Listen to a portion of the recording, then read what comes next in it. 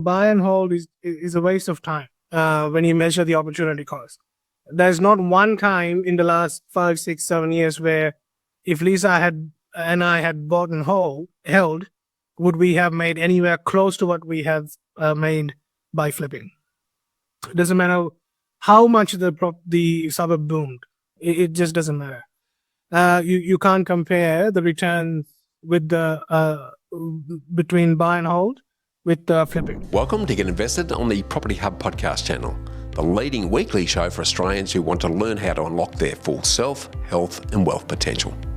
I'm your host, Bushy Martin, and each week I go deep with the best investors, experts, leaders and founders to find out what it takes to break free from the grind, discover freedom and to live by design. Subscribe now and join me and get invested in the life that you really want. Let's get started. Hi, freedom fighters. Is this the right time to invest in property? Now, I've heard this question repeatedly from would-be investors and property buyers each and every year that I've been involved in property over the last 40 plus years or so. And my response has always been the same. It's never about when, but more about what, where, and how you buy property and what you end up doing with it. Because the best time to buy property is every time that you can afford to. And it's never too late to start, but it's always too late to wait. So a more important question you need to be asking yourself is, are you a talker or a builder? And I've borrowed this from fellow investor and educator PK Gupta, who shared a passage he found during the heart of the pandemic when everyone thought that property was going to crash. Because those who read it and actioned it made a lot of money during that time, and those that didn't are still blaming everything and everyone else for why their life continues to be a struggle. So, are you a talker or a builder? Because when you work with highly successful people, there's a saying that you live by, or you're just not going to be in that world for very long. And that is, those who talk don't know, and those who know don't talk.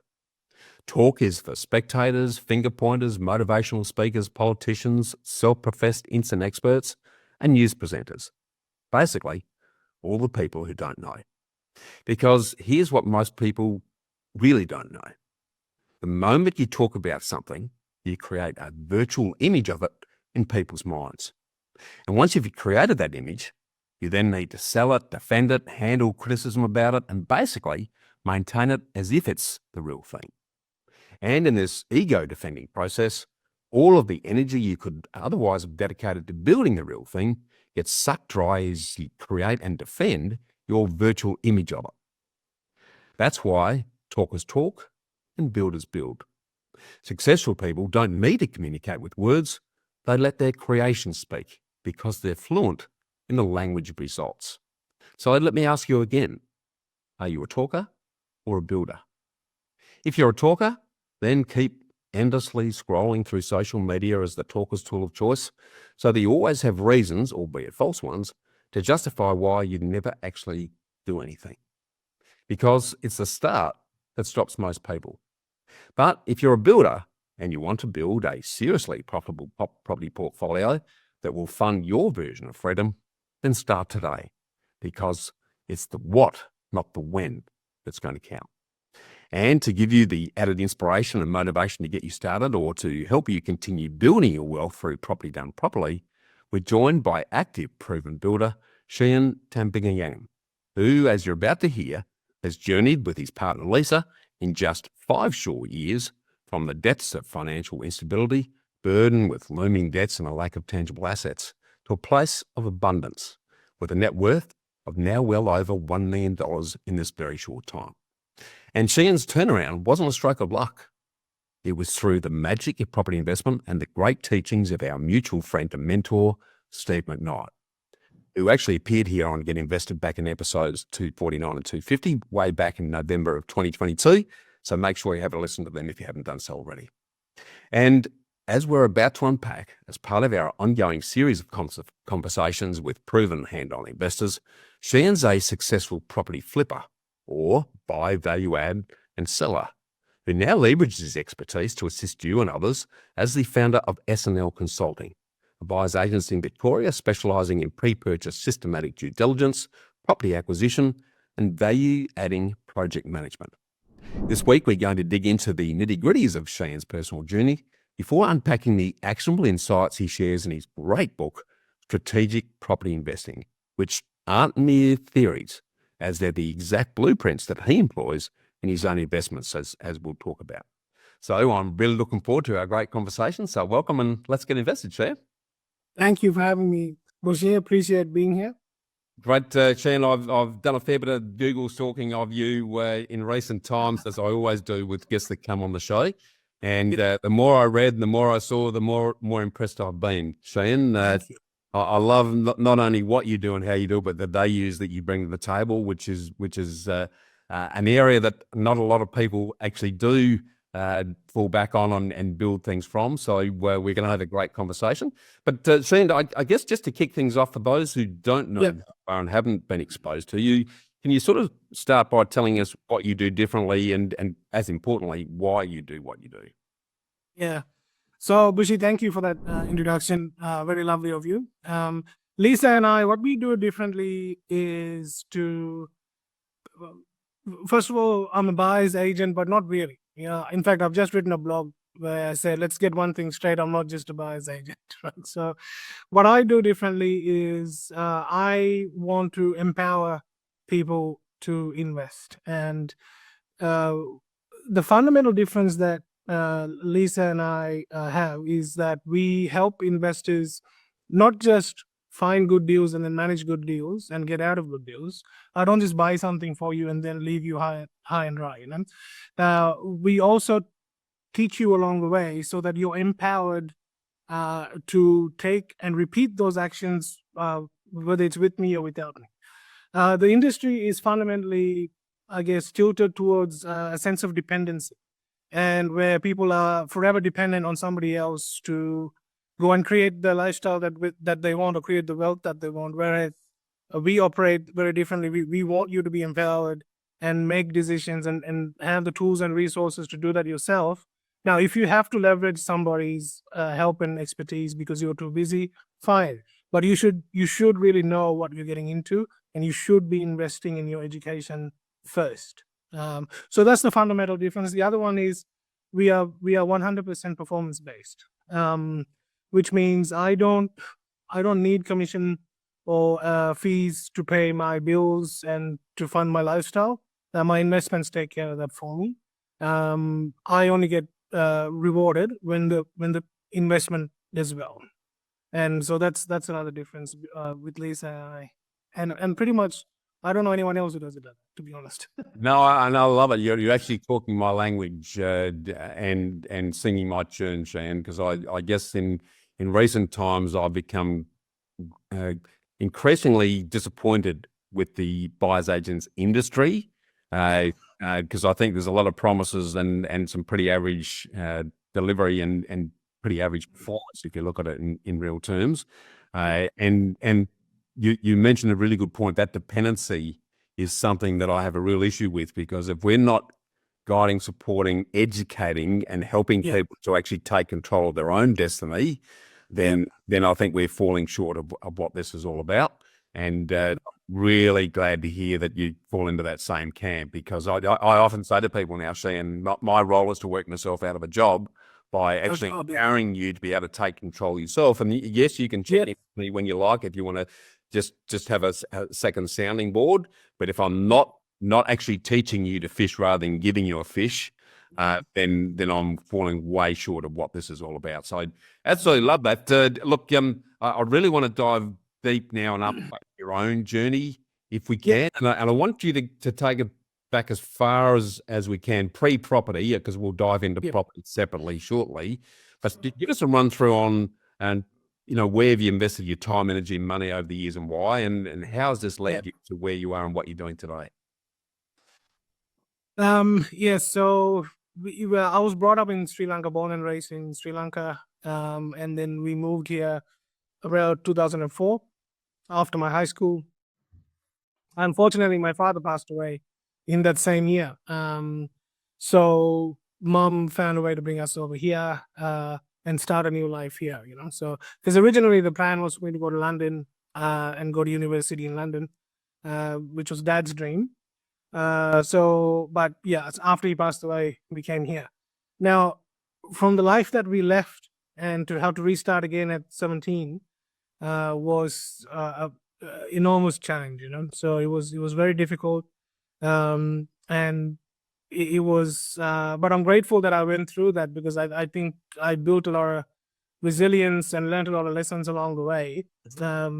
So that I always wanted to go back to what we had when we were children. Uh, and Dad had a great life. We were free, but there's a lot of mistakes that Dad made as well with his money.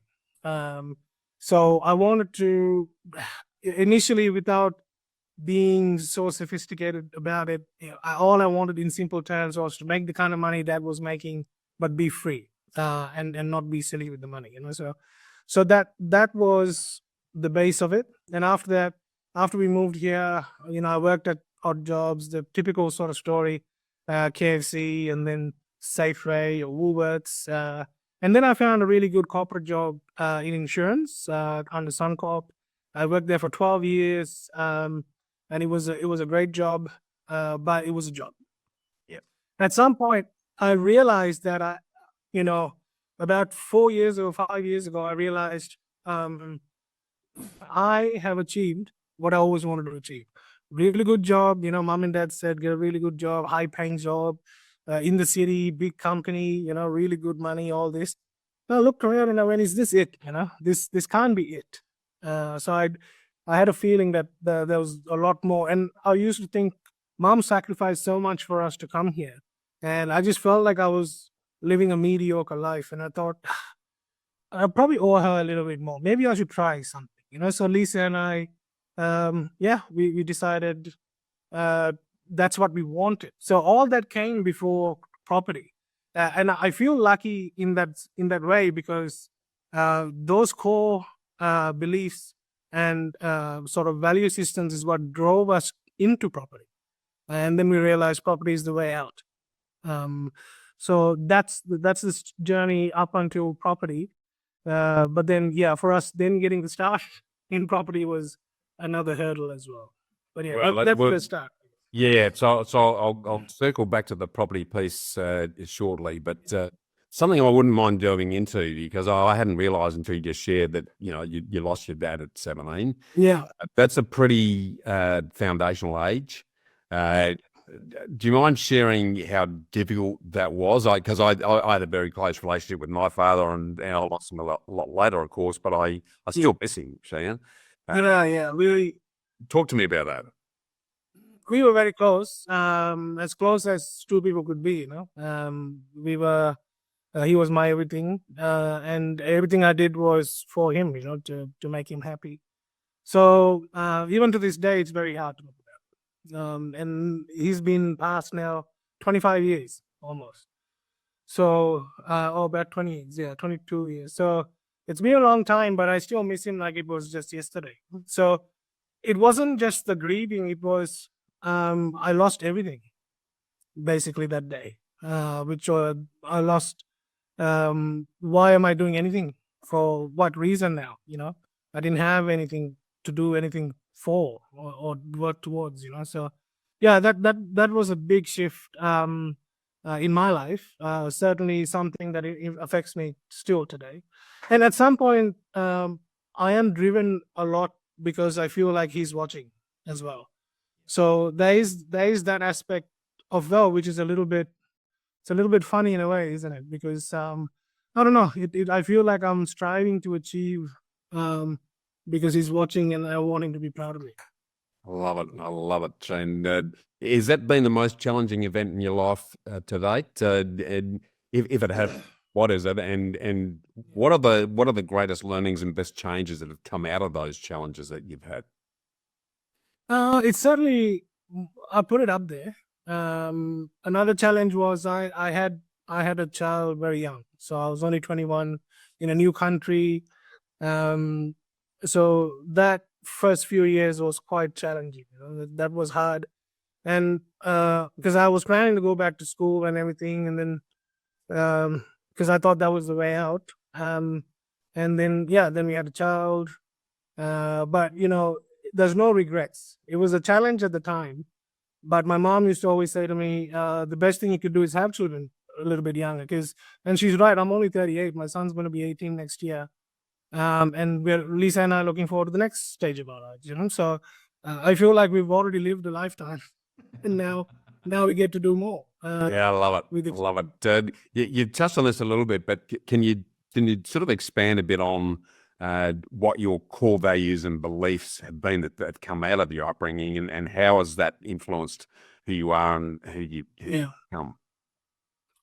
I think the most important thing was Dad always drove a sense of duty in us, all three boys. And I've got two younger brothers as well. So we were just very dutiful. Not always good. In fact, quite naughty, but we were very dutiful. Like I wouldn't bring home a bad report card, or make sure I was captain of the team, or and both boys, all three boys, we tried to achieve for Dad. And he didn't really care if you were captain or whatever, as long as he saw you trying. And I think those values which were transposed with Christian values. So we were brought up Roman Catholics. Yep. So it's that duty, and it's that sense of duty that has also helped SNL Consulting sort of kick off, because our mentor Steve McKnight also has that sort of a mindset, that sort of a value system, where he's very dutiful, and then that sets him apart more than anybody else that I know. So I think those are the core values: is a love for God and a sense of duty. Yeah, I love that. Let's dive now into your property journey. So I guess starting with, why did you decide to get involved in property? What helped you make that decision? What triggered your interest, and then sort of lead us through the journey in terms of the highs and lows and where it's got to. Yeah, cool. So like I said, Lisa and I were in we were both sort of in leadership positions and I met Lisa at Suncorp, by the way. She was my leader all those years ago. But anyway, we met and we formed a relationship now going back 10 years. And we were doing quite well. So if you look from the outside in, we were doing really well. Right? We had the 2 cars, we had the dog, we had the house, we had everything, and a wonderful job. But at some level, it felt like we needed to do more. And the issue was that we live in such an abundant country, and we felt like we were just chasing our tails all the time. That happiness, and we thought every promotion or every year with the bonus, we would be happy about. It just wasn't happening, and then we realized it's not the money. We are earning more every year, but it's like our lifestyle. We were just stuck in a rat race, and I just didn't want to do that anymore. Like Lisa, I remember she dropped the kids off at before school care, and then travel all the way in and back, only to pick them up, last kids to be picked up from after school. So it was just, I don't know how we did it, to be honest, but we did, and we're not alone in that. We know a lot of people who do that. So it's, that was really, it was uncomfortable. I didn't want to spend the next 5-10 years singing the same old song. So we decided to pray. And then it just so happened in 2016 Christmas, my youngest brother bought me Steve McKnight's book, 0 to 130 Properties. Right? And we had traveled up to Queensland for a road trip for Christmas. And on the way back, I decided to read this when Lisa was having her turn driving, and I didn't put it down. And that just sparked a fire in me. Like, who is this Steve McKnight? Oh my God, this. So yeah, that just lit every fiber in my body on fire. And I just couldn't wait to get back home and start. So I was on propertyinvesting.com. Steve was in the US at the time, so I was quite disappointed because he used to run education seminars, but he stopped because he's in the US. So 2017 went by. I still hadn't done anything because I'm looking for somebody to teach me. And because I had this foundational knowledge from 0 to 130, I could see that the people on stage were teaching nonsense. Even though I wasn't a sophisticated investor yet, I knew enough just by reading this. I knew what I didn't want. So anyway, 2017 went by. November comes up. I almost given up. I said to Lisa, I don't know what to do. I feel like everyone's going to just teach me something that benefits them more than it benefits me. And then all of a sudden we get an email, Steve McKnight is returning to Australia, first seminar in February 2018. So it was like God had answered our prayers, and then we did the course. In fact, my little certificate's up here. Steve was the only course which is a nationally recognized certificate with a certificate for in business, mind you. So very legit. You can't get any more legit than that. And that course is what really set us on our journey. That changed our lives, basically. Well, let's break down as a result of that. What did you do? What worked and what didn't? What was the initial strategy that you started with, and has it evolved and changed so we can sort of walk with you on that journey? Yeah. Initial strategy was to get out of debt. So we realized we were living poorly. And no amount of money would have changed because our philosophy around money was so broken and incorrect, I should say. Because we had credit cards, personal loans, Harvey Norman stock cards because we had really nice couches. All the nonsense, right? So all the keeping up with the Joneses mentality, which is so ingrained in you that you don't even realize that that's what you're doing. So that was step one, was to get out of debt, and understanding that debt is leverage to get you somewhere, not to make you look like you have things you really can't afford. That was a big shift. So I can't overstate how important that is. I know for a fact now that if I was making the amount of money we're making now and we had the same lifestyle, we'd still be miserable. So that is the first step. Getting out of debt, saving, and then investing as savers. So Lisa and I sacrificed a lot in 2018, 2019. We really invested in this course. It took a year. But I was up 4 a.m. I was going to bed at 1 a.m, like after work and all the kids' duties. And so we really hunkered down for those 12 months, both of us. And we couldn't have done it. I couldn't have done it without Lisa. And what we also did was, while we were paying our debt off, we were saving some money as well. And then I realized, okay, so the money is just a tool. How do I make this tool work for me? And you have to look at your resources and then determine what your next step is. So we decided with debt free, we can have 15 grand or 18 grand, whatever it was, in a short period of time. And then we realized, just through research and the due diligence that Steve taught, we would invest in a house and land package because we were eligible for all the government help and everything else. And so we researched a really good suburb, bought there, and we built. That was our first investment. And we built and moved in because we were always intending on selling it. But that's all we could do with what we had at that time. And we would rather do that than do nothing at all. And the due diligence really worked because in 3 years' time, when we sold our property, we made $107,000 profit. Love it. Yeah. What a great cash on cash return, Yeah. So while we were in those 3 to 4 years, I joint ventured. Steve taught me how to joint venture. I'm a joint venture machine. Almost every deal I've done is a joint venture. And we started with renovation in Geelong. Well, actually 2 renovations in Geelong. While our home was being built, and that's how we started. Renovations, new builds, single new builds. Then we invested in block of units, and now we're doing subdivisions and commercial developments. So that's high level. That's how we started. But yeah, very, very humble beginnings, with a little bit of faith, hard work, and just being disciplined with your money and disciplined with how you spend your time. Because one thing I didn't do, we didn't even have Netflix for a long time. Yeah, yeah. If the only reason I have Netflix today is because my mom is using my account.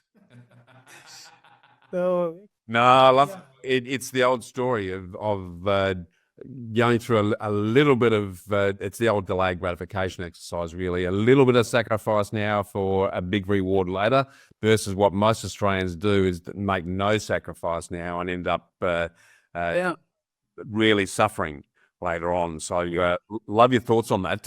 I know from what we've talked about pre-recording and doing some homework that you're now quite a fan of what I refer to as flipping, because I know I've been to the States, so that's a term that gets yes, used a lot over there. But rather than the buy, pray, hold, and hope routine, you're much more active in that regard as far as buying, manufacturing, valuing, and then selling. yeah, Talk to us about yeah, your thinking around it and why you lean in that direction. yeah. Firstly, the buy and hold is a waste of time when you measure the opportunity cost. There's not one time in the last 5, 6, 7 years where if Lisa and I had bought and held, would we have made anywhere close to what we have made by flipping. It doesn't matter how much the suburb boomed. It just doesn't matter. You can't compare the returns with the between buy and hold with flipping. Now, flipping, because we were empowered through our education to mitigate risk. And I used to love, I still love Warren Buffett's saying, which is first rule of investing is don't lose money. And the second rule is don't forget the first rule. So I took that to heart, as in, if I have $100,000 to invest as part of a deposit or closing cost or whatever, if I have $100,000, my first goal, mitigate my risk enough that if everything goes wrong, I at least get my $100,000 back. Yeah. So I don't lose money. So that's number one. And then number two, with an education like what I received, it would be silly to do anything else, really. It's just inefficient way of investing. The whole purpose of investing is to make more money. But then if you don't put a meaning behind that money, you're just replacing a job with a job, right?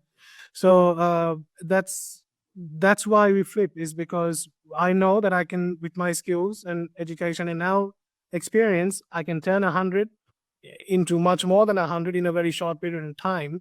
And then I can go again and again and again, compounding it, So we started with 15, we had 100. At one point we had 300, and so that same capital has been working for us.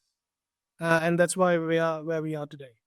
Yeah, I love it. There's going to be a lot of people out there, and I'm sure you would have heard this all the time, because I've heard similar commentary that time is the healer, time's your friend, never sell. There's countless books I've read where it's buy and never sell, and then there's going to be those that'll say, oh yeah, but by the time you take out your capital gains tax and the risk of the market and all the rest of it. It's a very high risk approach. What do you say to them when people say that to you, Shehan? I could probably discuss each point or each reason not to do it, and give you a reason to do it. But high level, I would say, look, never is a strong word. You should never use never in real estate or in life, in my opinion. So the people who are saying never do anything or never sell, I would be very wary of such advice. Again, you're investing with your current resources. Nobody's going to come tomorrow. No genie is going to appear and say, here's an extra 200,000 invested. And it's you. You are responsible for taking whatever you have now and turning it into more. Now, if your goal is to leave a job and you're miserable in your work, or you want the choice to go part-time, you need to replace that income every year. How are you going to do that? By buying something and being stuck paying for its negative gearing and all the expenses for 10, 15 years? So are you saying you're happy with the 10 to 15 year time horizon? And that's if the market goes well. So financial freedom it won't take overnight, but it doesn't have to take 15, 20 years either. The key difference here is that you are educated and not ignorant about how money works, you know. And once you understand fundamentally how money works, then the buying and flipping, you'd always wonder, why didn't I do this sooner? Yeah, I love it. Clearly, even with the little bit you've shared with us, you're someone who really does your homework and surround yourself with the right people to be able to achieve these things. There's a lot of people who are going to go, wow, yeah, I'm really liking this flipping idea because I can get to where I need to in a shorter space of time. What do you think are the core elements of what you've done that's enabled you to be consistently successful with that strategy that other people can actually get on board and take advantage of as well? Yeah, so I would say the number one thing is never rush into a deal. Deals are very hard to come by. They really are, you know, and you have to be patient enough to kiss a million frogs before you find the prince, as Steve says, right? You have to be out there pounding the pavement, studying the market, going to opens, discussing things with agents, chatting to town planners, uh, understanding what the civil engineers are up to in that local. If you've chosen a suburb, you must speak to these people, right? Agents are number one. Speak to your local town planners, civil engineers, surveyors, arborists. There are so many people you should connect with and get the lay of the land. You know what's happening. What's the plan for the council? There's a lot of reading to be done. You must read the local council's plans. What's been endorsed? What's been delayed? What are they focused on? What is their 5-year plan? There's a lot to study. Population trends. Don't forget, you know, one thing I will say: data is delayed. So data is old, but you have to be on the ground to match the old data with what's happening currently to make sure that you're successful. So remove the guesswork from investing is my first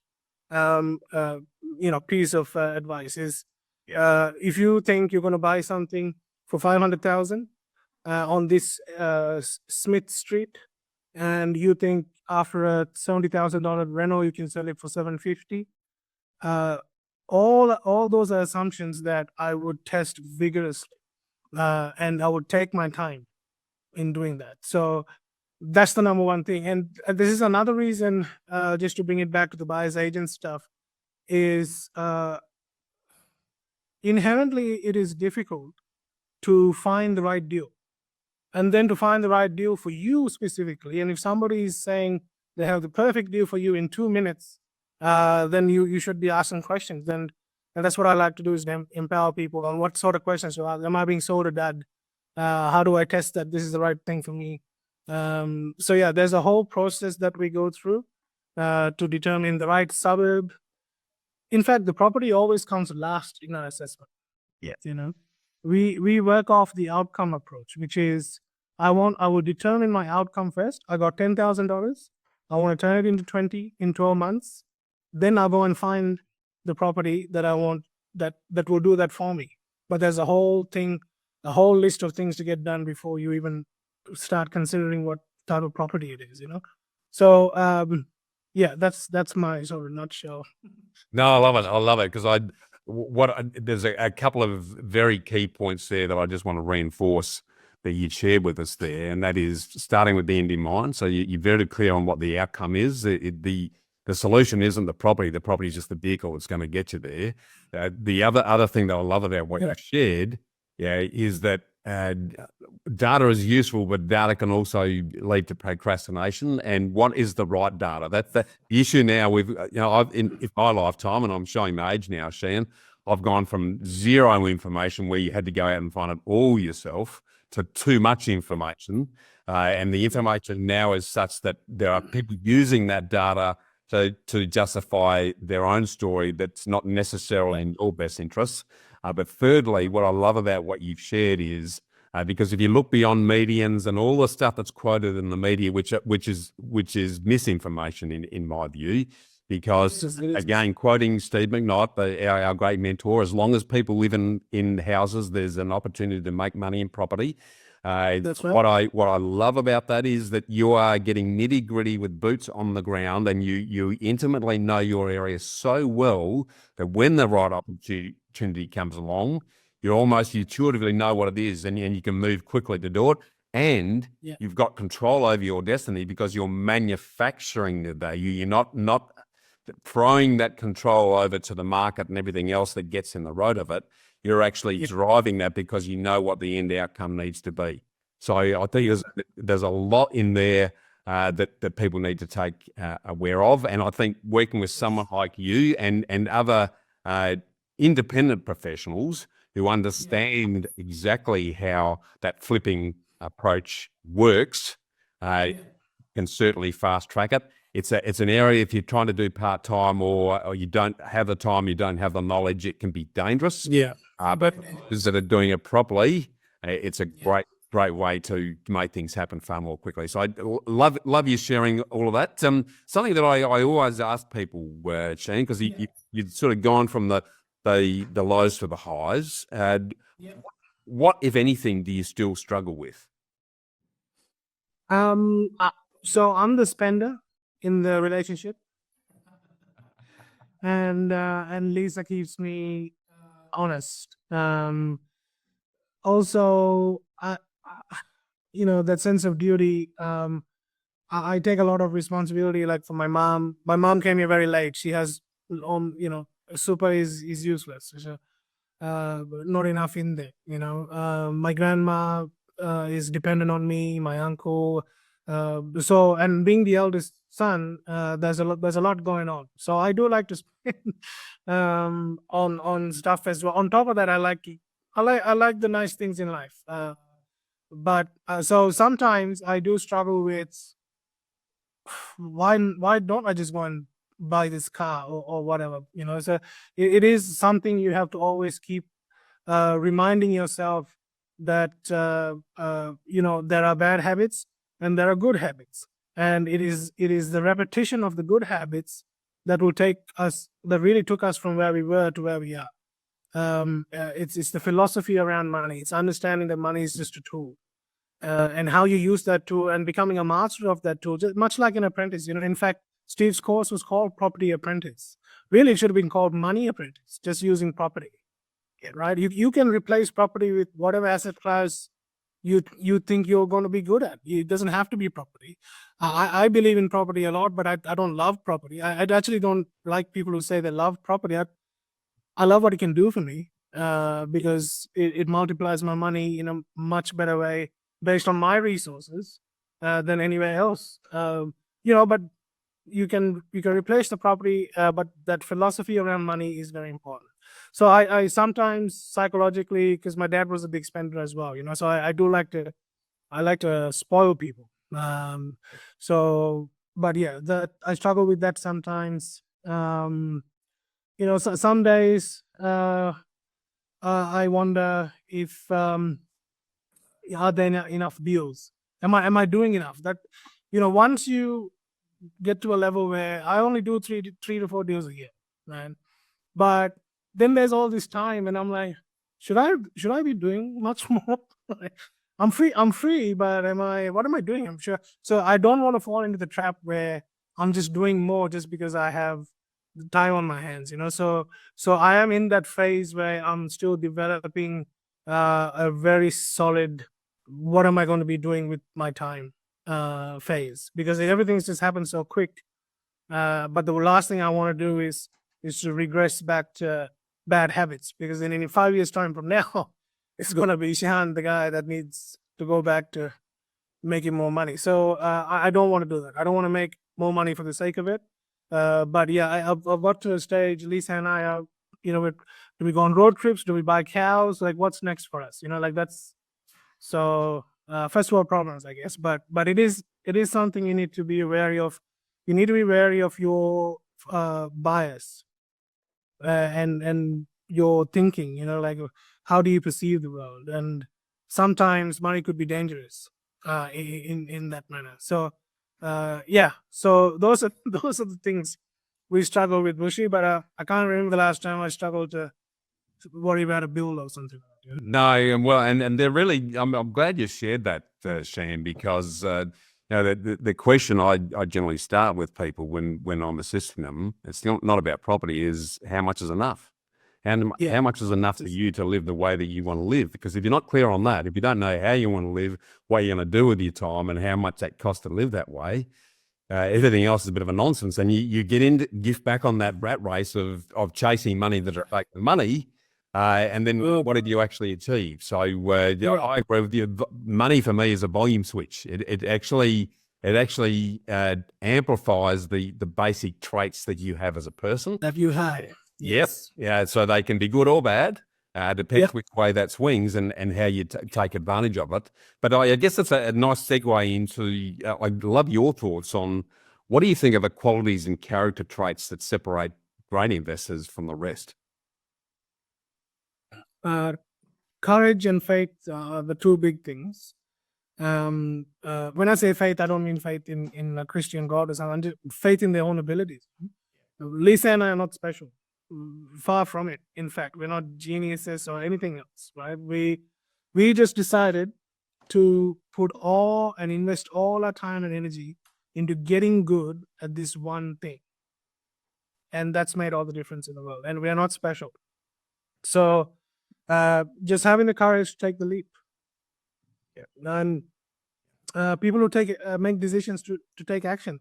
One thing I really despise is people will get 99% of the way there, and then something happens and they change their mind, But the real reason they change their mind is because they just were a little bit afraid of what's next. And if you're afraid of what's next, but not afraid enough of what's going on at the moment, then you're probably too comfortable. You're probably enjoying life a little bit too much, and maybe you sort of think you want that, but you don't really want it, So the fundamental difference is people just take action, and they make a decision. They go, you know what, I want to be financially free in 5 years, and that may look like I'm earning $100,000 today. I want to replace 50,000 of it because I love my job, but I don't want to be doing it 40 hours a week. Yeah, fine. That's very achievable in 5 years. You can start with $10,000 and achieve that in 5 years. But yeah, the thing that'll stop people is people themselves. There's nothing or nobody else that will get in the way other than that person. So yeah, that is the main trait. Some great insights there. If we reflect on your journey so far, Shehan, if you're starting out again, what, if anything, would you invest your time, energy, and money in differently? I would look at blocks of units of very easy deals. I know I'm getting very granular. This is good. But this is good. Yeah. Yeah, I would encourage people, if you had not financial advice, obviously, but look, if you had $50,000 or something like that, I would then try and look for blocks of units, not on the market, right? This is the other thing. I very, very rarely buy anything on realestate.com. In fact, I've got to a stage here in my local area where agents will come to me first. When I reject the deal, it goes on realestate.com. Yeah. So the old door knocking, go on, get a price finder account or a CoreLogic account. You might think $99 or $150 a month is expensive, but if you're using that tool in the right manner, that $150 is nothing. So invest in the right tools and resources. Get rid of your Netflix, get rid of whatever else. Put that money into Price Finder or RP Data or something like that. Go and hunt around your suburb if there's a nice old block of units. Find out who owns it. Is it strata title? If it's not strata title, boom, there's an opportunity. You can buy those units, strata title them. Now, you're not going to be rich off this one deal, but it's a great start. I love block of units. If I will do one tomorrow if the right one came along. Yeah. So they're so easy to do. In fact, there's a block of unit deal that I did with a client of mine, which made its way into Steve's Money Magnet book, page 17, because he didn't have a lot of cash. He begged, borrowed from his parents, put the money together. he brought $100,000 and he took home $300,000 in profit. Right? It's blocks of units are a great deal. They're not, you don't have to be a rocket scientist for it. You have to do your due diligence, how many people buy it, who's the kind of people are buying it, what's the lowest price it would sell for, and then do your numbers on the lowest price. Budget the right amount for the starter titling. So the starter titling is literally just pushing paperwork around inside the council and titles office. Yep. That might cost you 50, 70, 80 grand. So budget all these things, and great deals to do blocks of units. Renovations depends on the market, right? In a really strong market, it's hard to make money with renovations because you're side by side. You might have a renovated property, unrenovated property, probably selling for the very similar price. There's not enough margining there. Yeah. Subdivisions are also one of my favorites. So very easy to do subdivisions if you do your research properly. So that's where I would start. If you're starting and you're unsure where to start, these are the types of deals that I'd be doing. And if I was starting again. Absolutely love that. And again, sort of joining the dots on what you've shared with us there, they're affordable properties. There's multiple streams of income from the get-go. So from a cash flow perspective, it's easier to hold. Yeah. By subdividing them, you're creating instant value without needing to renovate necessarily, and that significantly add to the asset value. And it's getting within the scope of what most people can afford to get their teeth into, either by themselves or as you've mentioned earlier, joint venture with someone that either has the time or the money and work out who's doing what to bring that together. So I love that piece, and those sorts of properties are always affordable to rent and always affordable to buy. Always, and they're very popular. With so there's multiple markets, right? So you got the downsizers, you got the people in between their home and the aged care. You got people dependent on Centrelink, disability. There's so many people that fit into those block of unit lifestyle. So yeah, that's why I really love them. The other thing I want to say is that when I talk about resourcing, I also mean your everything around you, not just your money and your borrowing capacity. People make the mistake of thinking they're limited by the money that they have and the borrowing capacity. Don't be limited by this.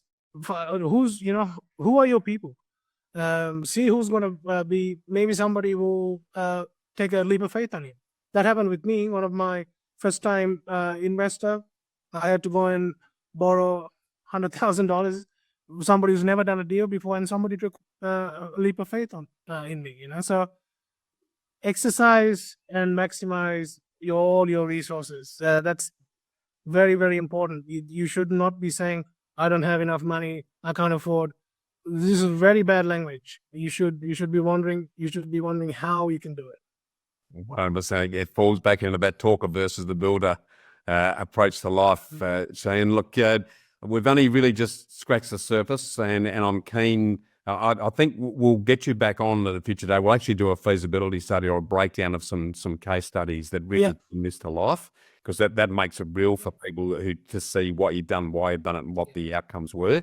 But I'm going to shift now into what I affectionately refer to as the ambush round, where I give you the blindfold and the cigarette, and then I ask you 4 quick questions that everyone wants to get your words of wisdom on. And the first of those, it's if you could have coffee with anyone, either alive or dead, as an historical figure, who would you choose and why?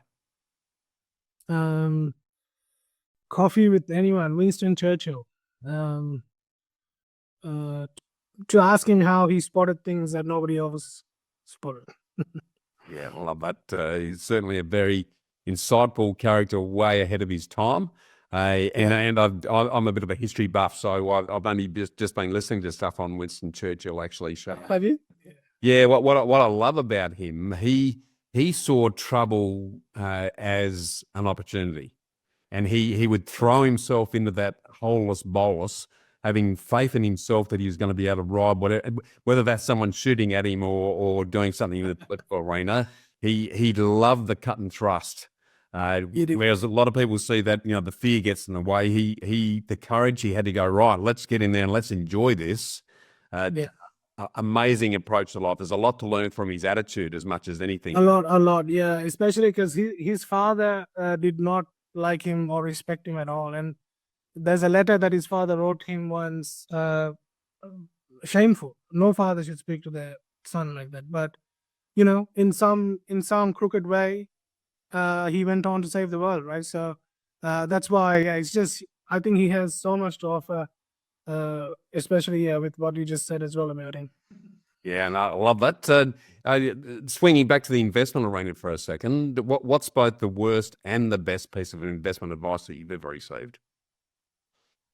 The best piece of investment advice was educate yourself first, and understand what you're doing, because investment is like any other discipline. You wouldn't go and be an architect if you didn't learn how to be an architect. You wouldn't sell insurance if you didn't know what you were selling. So that's very. It's almost understating it, but it can't be more important. Educate yourself, whether you have the time to invest or not. Find the time to educate yourself. And the worst piece of advice, I literally had an agent say this to me 2-3 weeks ago. Oh, you can never overcapitalize here. Just look at the views.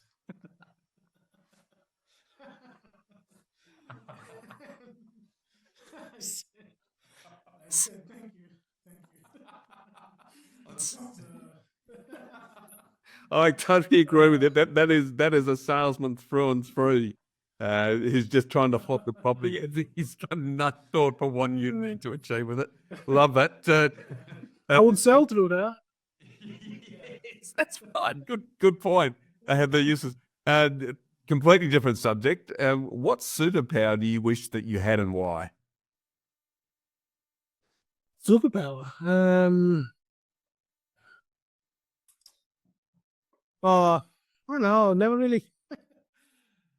The ability to get closer to God. Now, it's gonna sound very corny and woo-woo, but that's generally, one of my life's goals is just continually get closer to God. So I wish I had that superpower.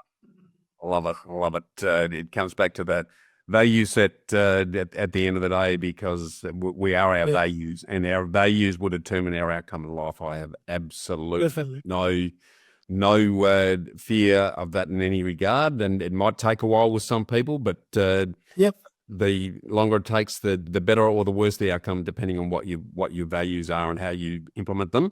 And That's right. last question, and it's something you've touched on already in relation to habits, because I'm a big believer that habits really are the things that allow us to achieve sustainability in whatever we're focusing our energy on.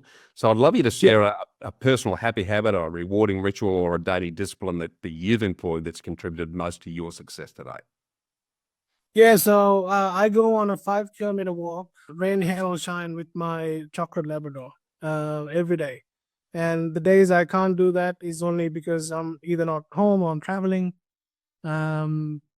So I really believe that's like one of the biggest pillars in my success, because when challenges come your way, and where I live is very hilly and a lot of mountains. So my dog and I, the 5K is not easy. It's not flat, So we do that day in, day out, and I feel like that really sets me up. I usually go around 10 or 11 in the morning, because I don't like to rush my day. I wake up at about 7:30, drop the kids off at school, and then mosey around, check out the greenery, finish my coffee, and then we go for a walk. If I start anything else, mainly most days that's my routine, because that walk really helps to clear my mind, and I just invite, like, whatever problems are going to come my way, I know I'm going to be okay.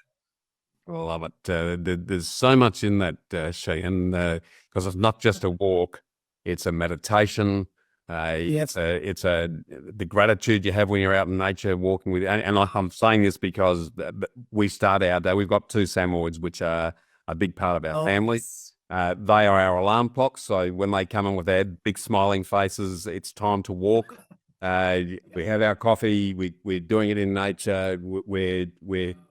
We're meditating actively, effectively. We're enjoying life, and we feel like when we sit down to do something, that we're in the right frame of mind to actually achieving it. making that happen. So that's an awesome one. Before we close the part one of our great discussion, and what's the one question you wished I'd asked you and didn't, and how would you have asked it?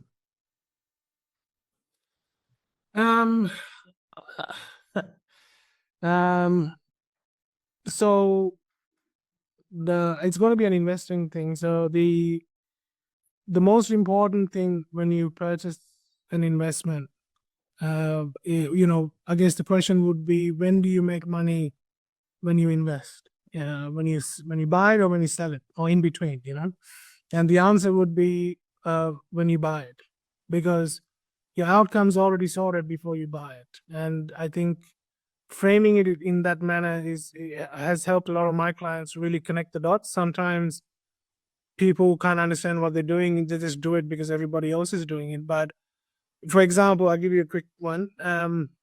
I bought a property last year, me and a couple of partners, $1.2 million, right?